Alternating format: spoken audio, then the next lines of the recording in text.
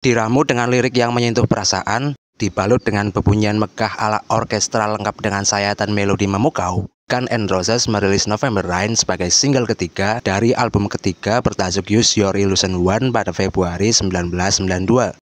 Balada rock adiluhung ini memang menyimpan banyak sekali makna tersirat yang kurasa perlu untuk ditelaah lebih mendalam. Karenanya, tak perlu berlama-lama basa-basi seremonial, mari segerakan membahas November Rain dalam kajian lirik.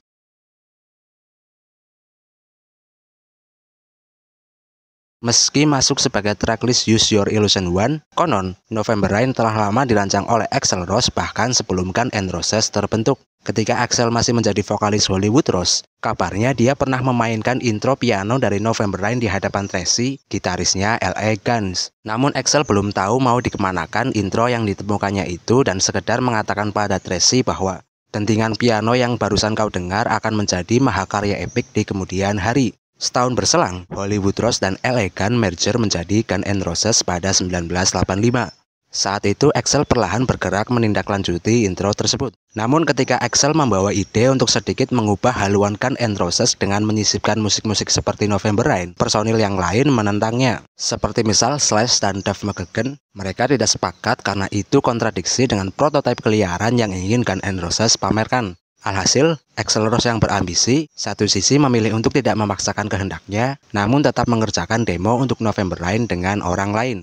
Axl mengajak Manny Charlton, gitaris dari band Nazareth, dan menggarap demo tersebut di Sound City Studio kisaran tahun 1986. Demo tersebut tuntas direkam dengan durasi sepanjang 18 menitan, dan Axl berencana menyimpannya untuk album kedua Guns N' Roses kelak. Saat itu Guns N' Roses bahkan belum memulai sesi untuk debut Appetite for Destruction. Tapi begitulah, sejak saat itu Axl tidak berhenti untuk terus membujuk personil Guns N' Roses lain untuk menyetujui gagasan musikalnya. Dan perlahan tapi pasti, personil Guns N' Roses pada akhirnya perlahan melunak, ditandai dengan Slash yang sekalipun sebel. Gitaris ikonik tersebut berkenan menggarap balada rock bertempo cepat untuk debut Appetite for Destruction, yakni Sweet Child O' Mine. Setelah 4 tahun lewat semenjak Axl menggarap demonya seorang diri pada 1986, tembang November Rain mulai digarap Guns N' Roses selama sesi untuk album Use Your Illusion 1 yang berlangsung setahun lebih sejak Januari 1990 hingga Agustus 1991. Axl dan Slash mendedikasikan diri sepenuhnya, berjam-jam lamanya di studio demi meramu aransemen yang ciamik untuk November Rain.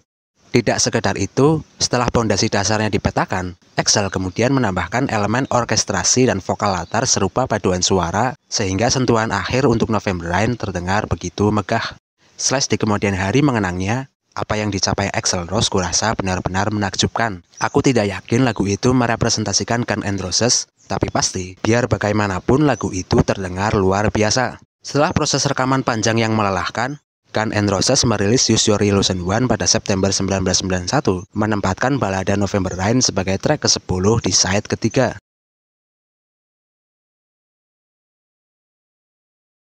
Usai dirilis sebagai single pada Februari 1992, Guns N' Roses melengkapi November Rain dengan meluncurkan video klip yang tayang perdana dalam Headbanger Ball di MTV kisaran bulan Juni. Semakin sering video klipnya ditayangkan, pada akhirnya berhasil mendongkrak popularitas November Rain sehingga lagu tersebut melesat ke puncak Billboard dengan bertengger di urutan ketiga. Pencapaian yang didapat memanglah setimpal jika mengingat seberapa besar budget yang digelontorkan Guns N' Roses untuk memproduksi video klip November Rain. Dilaporkan, November Rain menghabiskan biaya produksi sebesar 1,5 juta dolar Amerika dan menjadikannya sebagai video klip termahal di zamannya. Biaya sebanyak itu, seperpuluhnya digunakan untuk membangun kapel gereja di tengah gersangnya gurun pasir yang berlokasi di New Mexico, tempat yang menjadi panggung bagi Slash untuk memamerkan kepiawaiannya menarikan jari memetik melodi-melodi magisnya. Sementara itu, adegan dalam video klip di mana Guns N' Roses manggung diiringi orkestra di panggung besar, dilaporkan bahwa itu merupakan konser sungguhan. Saat itu demi merealisasikan video klip November Rain, Guns N' Roses bahkan rela menyewa panggung lengkap dengan segala macam tetek bengeknya, sekaligus menghadirkan penonton bayaran berjumlah sekitar 1.500 orang. Dan alih-alih sekedar lip sync, Guns N' Roses memilih untuk totalitas membawakan kemegahan orkestrasi November Rain secara live di panggung tersebut. Tidak hanya itu, Guns N' Roses juga sekalian menyuguhkan beberapa lagu hits mereka untuk menghibur para penonton bayaran itu. Adapun narasi cerita dalam video klip November Rain sendiri, kisahnya diadaptasi dari cerpen berjudul Without You karangan Del James, seorang jurnalis sekaligus manajemen tour Guns N' Roses. Sekilas info, cerpen karangan Del James ini sudah lebih dulu ditulis jauh hari sebelum Guns N' Roses merilis November Rain. Premis cerpen tersebut mengikuti kisah seorang rockstar beken bernama Many Man yang mengalami depresi berat usai kekasihnya yang bernama Elizabeth meninggal dunia karena bunuh diri. Jika kamu membaca cerpen tersebut, mungkin kamu akan merasa bahwa karakter Many Man itu punya kemiripan kisah dan kelakuan yang 11-12 seperti Axl Rose saat muda. Mengenai hal ini, bahkan Axl sendiri mengaku, pada dasarnya saya adalah orang itu, tulis Axl dalam kata pengantar dari kumpulan cerpen karangan Del James. Cerpen Without You tersebut kemudian diadaptasi menjadi film pendek untuk video klip November Rain yang disutradarai oleh Andy Morahan. Sosok Many Man diperankan oleh Axl Rose, sedangkan Elizabeth diperankan oleh pacar Axl Rose pada saat itu, yakni seorang supermodel bernama Stephanie Seymour. Dan kurang lebihnya, apa yang ditampilkan dalam video klip November Rain tidak terlalu jauh berbeda dari sajian kisah cerpen Without You. Hanya saja, apa-apa yang terkesan rumpang dalam video klip tersebut, seperti misal mengapa kita disuguhkan Stephanie yang tiba-tiba terbujur kaku dalam peti mati dan hanya memperlihatkan separuh wajahnya. Detail jawabannya silakan kamu baca di cerpennya.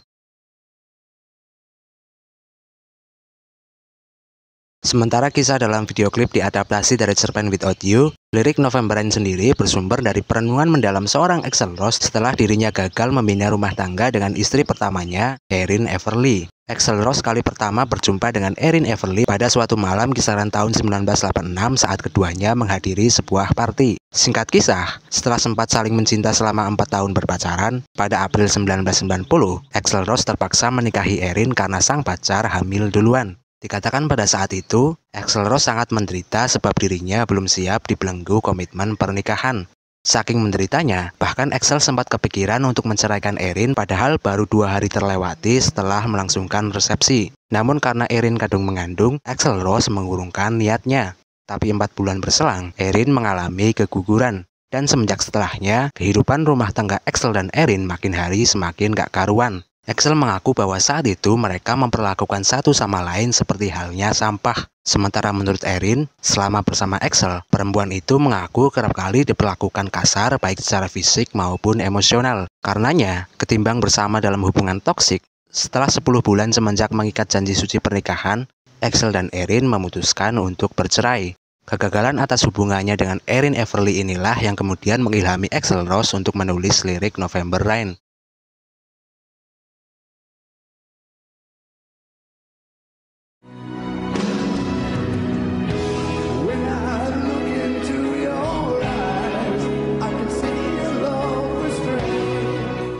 Mendengar lirik tersebut mengingatkanku dengan sesuatu yang dikatakan oleh Mbah Suci Wutejo, menikah itu nasib, mencintai itu takdir. Kamu dapat berencana menikah dengan siapa, tapi tak bisa rencanakan cintamu untuk siapa. Mungkin gak persis sama, tapi sepertinya Axl Rose atau katakanlah si narator lagu juga merasakan yang demikian. Tepat ketika kamu sudah yakin untuk menikahinya, bahkan selagi resepsi nikahan itu dilangsungkan, mendadak di hatimu menyeruak sejenis keraguan. Jika mengacu ke adegan yang dideskripsikan sesuai liriknya, secara fisik, jarak antara si pria dan wanita jelaslah sangat dekat, bahkan mungkin nyaris tak berjarak. Namun ketika pria ini menatap perempuannya, dia mendapati seberapa jauh jarak emosional yang memisahkan keduanya. Tubuh mereka memang di tempat yang sama, tetapi hati mereka entah tertinggal di mana. Mungkin di masa lalu dengan seseorang yang lain misal, atau bisa jadi masa lalu milik mereka berdua saat masih dipenuhi perasaan cinta. Setidaknya masa-masa sebelum saat ini, sebelum lelaki itu mengaktifkan Kenbonshu hakinya dan melihat seberapa buruk masa depan yang akan terjadi setelah mereka resmi menjadi sepasang suami istri.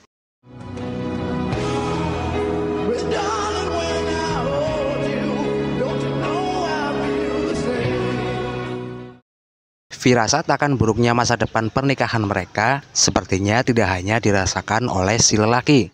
Si lelaki itu juga merasa keraguan dan ketakutan miliknya juga dirasakan oleh perempuannya. Dengan kata lain, kedua orang ini sama-sama nggak yakin dengan pernikahan itu.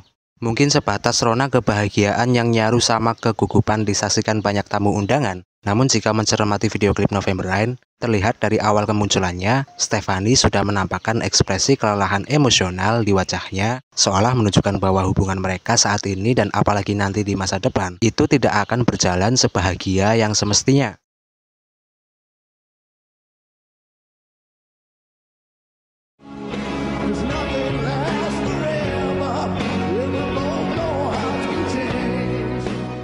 Lewat lirik ini, laki-laki tersebut tidak menyangkal kekalutannya. Alih-alih mengatakan semua akan baik-baik saja, lelaki ini memilih menerima apapun entah di masa depan dengan mengatakan, mungkin saja suatu hari nanti hati kita bakal berubah. Perasaan saling mencintai tak ada lagi dan akan tiba waktunya bagi kita untuk mengucap perpisahan.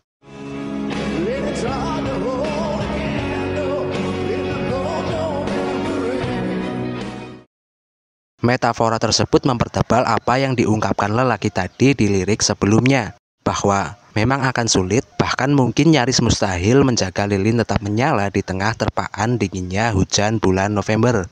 Mungkin nasi kemarin malam yang nyaris basi di pagi hari masih bisa dihangatkan, tetapi itu takkan bertahan seharian. Siang atau sorenya, nasi nget-ngetan itu pastinya nggak layak lagi untuk dikonsumsi.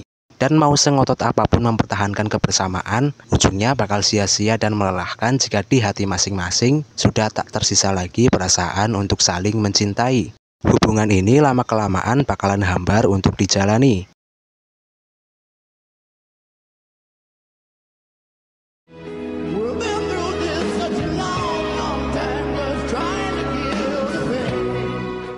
Ketika lelaki itu menatap perempuannya, dia terlempar ke masa lalu. Melihat film kenangan mereka, melihat bagaimana mereka sudah sejauh ini melangkah berdampingan. Mereka telah menjadi sepasang dalam jangka waktu yang relatif lama. Teringat lagi bahwa di masa-masa itu, keduanya saling tulus memberikan kasihnya untuk masing-masing. Tidak ada kepalsuan, mereka sepenuhnya tulus menambah lubang di hati keduanya dengan cinta.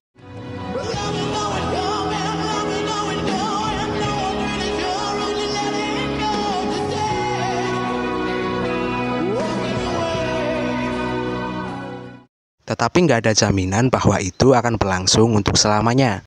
Nggak ada seseorang yang akan selamanya menemani orang lain. Bahkan orang yang kita anggap sebagai yang terkasih sekalipun, mereka akan pergi jika memang masanya sudah habis. Hubungan antar manusia punya batas kadaluarsa, tapi perkara kapan dan akan bagaimana hal-hal itu menemui akhiran, tidak ada yang tahu seperti apa persisnya. Bisa jadi kamu duluan yang pergi, juga tidak menutup kemungkinan kalau akulah yang akan meninggalkan. Mungkin begitulah lelaki tersebut membatin.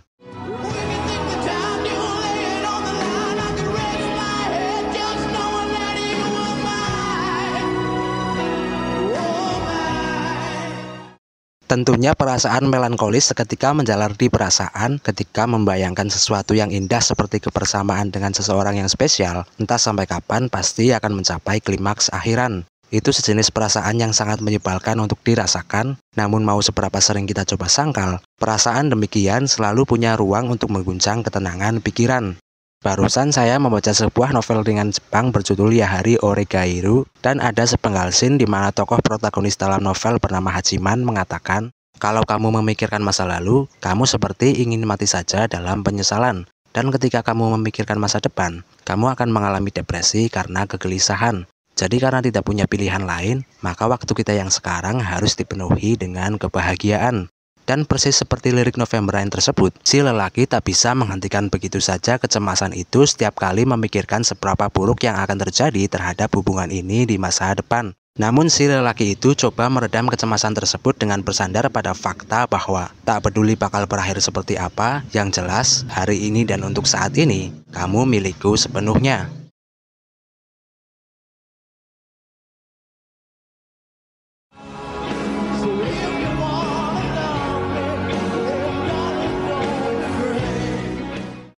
Dengan asumsi bahwa perasaan cinta di antara keduanya lagi di fase hambar, maka harapan dalam lirik tersebut kurasa bersumber dari keegoisan. Keegoisan dari seorang lelaki yang ingin terus dicintai sekalipun dirinya sebetulnya sudah tak lagi mencintai. Asal perempuan itu masih mencintainya, maka hubungan ini masih mungkin untuk dipertahankan. Dengan perempuan itu masih mencintainya, maka misal sekalipun si lelaki itu sudah nggak punya perasaan yang sama, lelaki ini masih berada di pihak yang mendominasi. Dia tetap akan diuntungkan karena perempuan itu ada di pihak yang membutuhkan. Makanya dalam lirik tersebut, si lelaki mengharapkan, jika benar kamu masih mencintaiku, berperilakulah seperti seseorang yang mencintai dan jangan berusaha menjaga jarak emosional denganku.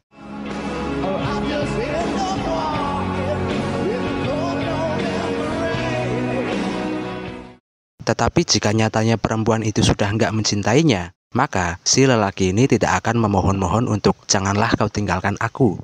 Jika sudah tak ada lagi cinta di hati perempuannya, mungkin saja si lelaki ini tanpa ragu memilih pergi meninggalkannya. Namun,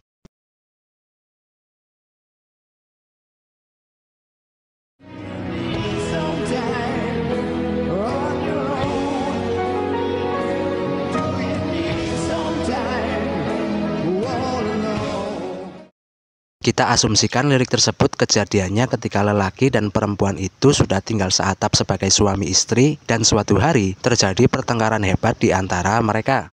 Meski sebelumnya si lelaki itu merasa bahwa dia mungkin mudah saja untuk menceraikan, tetapi ketika yang duluan meminta cerai adalah si perempuan, lelaki tersebut terkejut dan berusaha untuk meredam emosi perempuannya.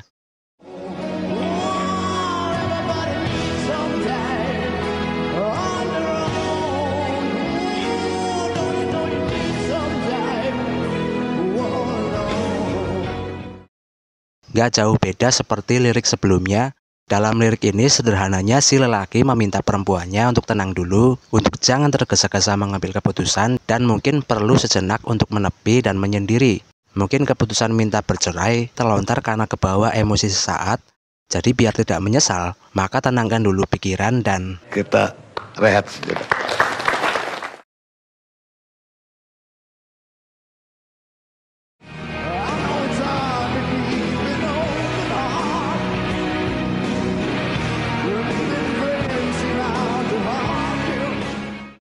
Bagian lirik ini memuat semacam pengakuan dari si lelaki. Lelaki ini menyadari bahwa mungkin bukan sekali dua kali dia memperlakukan perempuannya dengan sangat buruk, tapi sebaliknya juga sama. Perempuan itu sama buruknya memperlakukan si lelaki tersebut. Sebagaimana pengakuan Axl Rose yang sempat dipaparkan sebelumnya, hubungan antara dia dengan mantan istrinya bisa dikatakan sangat buruk karena mereka saling memperlakukan masing-masing selayaknya sampah. Mungkin saat itu emosi yang meluap-luap menutupi hati dan pikiran untuk tetap tenang. Mereka berdua tak bisa berpikiran terbuka ketika mendapati diperlakukan buruk oleh orang terkasihnya. Ujungnya, mereka saling mengutuk satu sama lain. Namun dalam lirik ini, bisa dikatakan juga ini semacam pengandai-andaian. Seandainya dulu dia atau perempuannya mau tetap membuka hati ketika disakiti,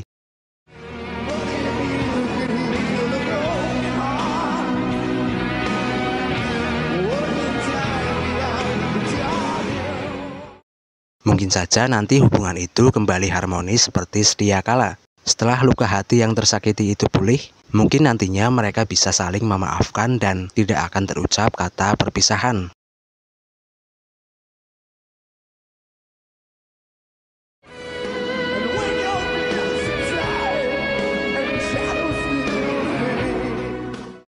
Ini juga pengandaian. Seandainya dulu mereka sabar dan bertahan, akan tiba waktunya ketakutan dalam menjalani hubungan ini akan sirna. Dan ketika ketakutan itu melenyap, maka bayang-bayang perasaan tulus yang selama ini ketutupan, perlahan akan muncul kembali. Karena si lelaki ini yakin bahwa perasaan-perasaan itu sebetulnya masih ada. Rasa cinta dan sayang gak sepenuhnya hilang, perasaan itu masih ada di sana, di kedalaman hati. Hanya saja perasaan tersebut sekedar ketutupan letupan kebencian yang disebabkan oleh mereka yang saling memperlakukan masing-masing seperti sampah.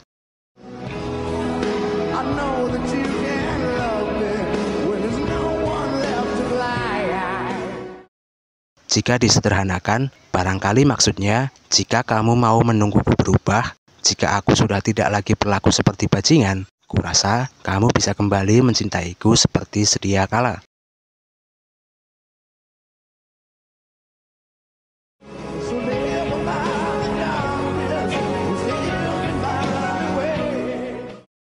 Dalam lirik tersebut, si lelaki mengharapkan perempuannya mau menunggu hari itu. Hari di mana kebahagiaan akan dirasakan kembali mereka berdua. Karena hari ini, mungkin memang mereka masih saling menyakiti. Tapi jika mereka bisa menepikan sebentar perasaan sakit itu dan mau sabar menunggunya, mungkin di depan sana mereka akan menemukan titik terang penyelesaian. Mereka tak akan lagi saling menyakiti, justru sebaliknya, mereka bisa saling membahagiakan.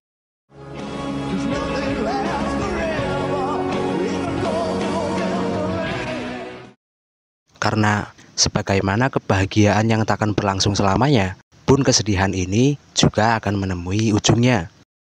Hubungan mereka yang berantakan juga pasti mencapai klimaksnya. Tapi sayangnya, klimaks tersebut tercapai tidak dengan tetap mempertahankan hubungan, melainkan harus berpisah jalan. Jika bersama tidak bahagia, maka mungkin baiknya berpisah saja.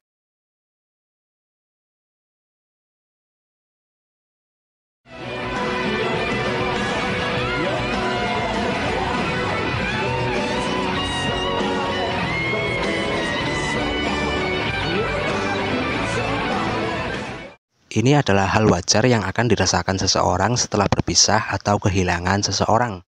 Bahkan sekalipun saat masih bersama mereka saling menyakiti, tapi ketika perpisahan itu beneran terjadi, seseorang tetap akan merasakan kehilangan. Dan outro lirik November Rain tersebut bisa dianggap sebagai fase denial atau mungkin anger yang dirasakan seseorang pasca berpisah dengan kekasihnya.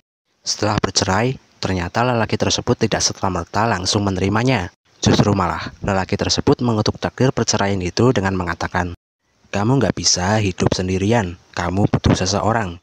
Bukankah semua orang butuh seseorang? Dan kamu, bukankah kamu membutuhkan diriku? Juga aku, bukankah aku membutuhkan dirimu?"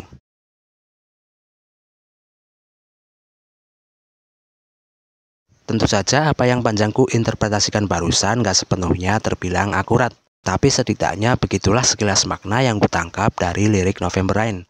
Jika kamu punya penafsiran yang berbeda, silahkan tulis interpretasimu di kolom komentar.